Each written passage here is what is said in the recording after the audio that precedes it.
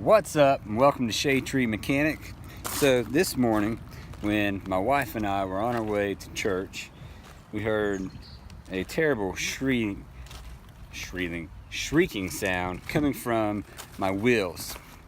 And anyway, so I think it's my brakes. So today we're going to check out the brakes on my car. I don't know if I'm going to fix them today, but we're going to check them out. Okay, so we have a floor jack. We're going to take it over to the front driver's side. That's where I heard the sound, and we're going to check it out.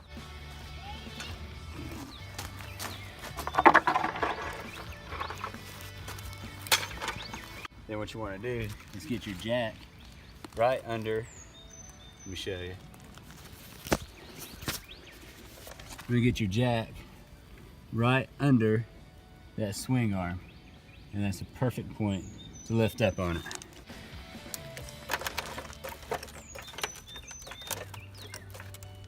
So first thing, you gotta take your hubcap off. So you can just get a old flathead screwdriver, put it behind the hubcap, pop it off, just like that. And then you just need to figure out what size lug nut that you have.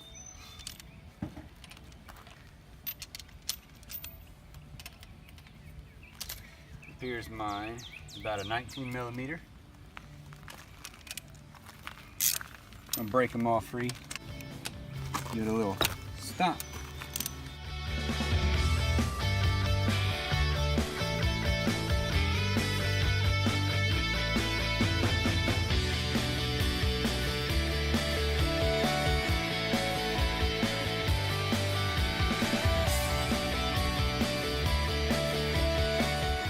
A great tool for this that I have in my toolbox I just didn't get out. It's called a breaker bar. It's just a much longer bar that you put on there instead of a ratchet, and you get a lot of leverage. But I wanted to show you with a ratchet. That's an easy way to do it.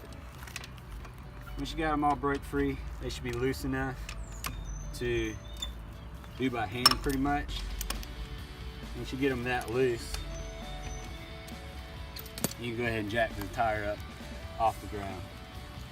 You want to break them loose before, because otherwise you could just spin your tire while you're trying to take it off.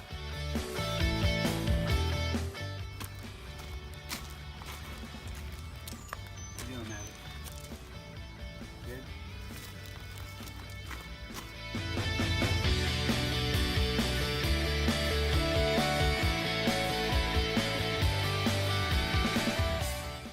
Don't forget to wear your gloves.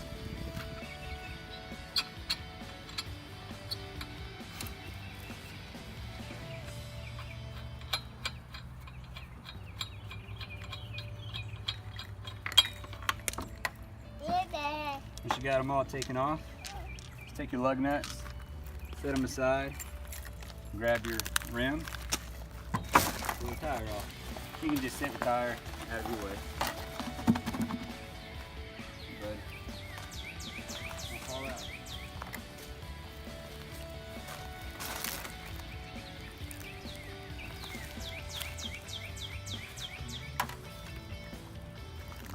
Okay, so the brake wasn't the problem, so I gotta do a little more work to check that out and figure out what the sound is. But anyways, in the meantime, I'm going to show you guys my little roadside kit. It's always good to have a little kit of tools in your car just in case you break down. You never know what happens. So come check it out.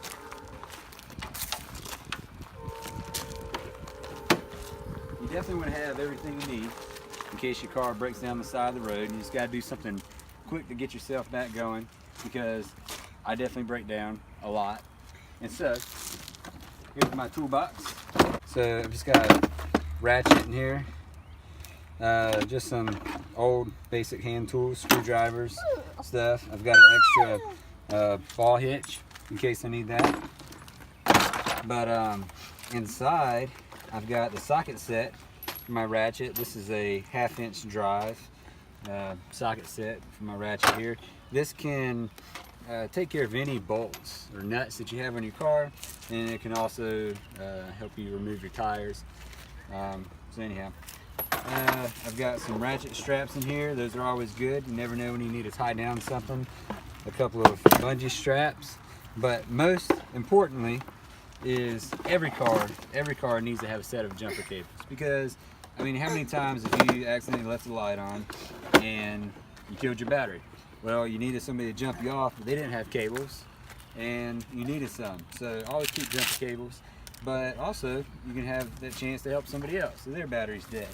So keep those cables in there. Some ratchet straps are good. You definitely want to have a socket set. This is just a cheap socket set from Harbor Freight, Pittsburgh brand. That's their house brand. It's good. And that's pretty much it for my toolbox. Just some real basic stuff to have. It's going to help you get back on the road. So I just keep that locked up in the back. You can keep it in your trunk, wherever you have space. The other thing is, I want to make sure I've got my ball hitch in there, or my receiver. You've got to make sure that you have a jack. I bought this bottle jack. It can go up to 4 tons, but I just like it a little bit better than the jacks that come with a car. You should have a spare under your car, so this works great. And it's real tiny and compact. Like 4 tons is a lot of weight, but it's in a very, very small little package, and it's easy to stow away in your car there. Also, your spare tire, you want to make sure that it has the proper amount of air in it. Like, the worst thing is to change a tire when you broke down because you ran over a screw or something and your spare tire is flat. That's no good. So make sure that's aired up. Get your bottle jack in there, whatever kind of jack you have, it doesn't matter. Just know you got the right stuff to help you get where you need to go, because you never know where you're going to break down. It could be way out in the middle of nowhere in the middle of the night, and you want to have a little emergency roadside kit put together. You can just get creative, put whatever you want in there. So there's a little tip for you. Do that roadside toolkit put together.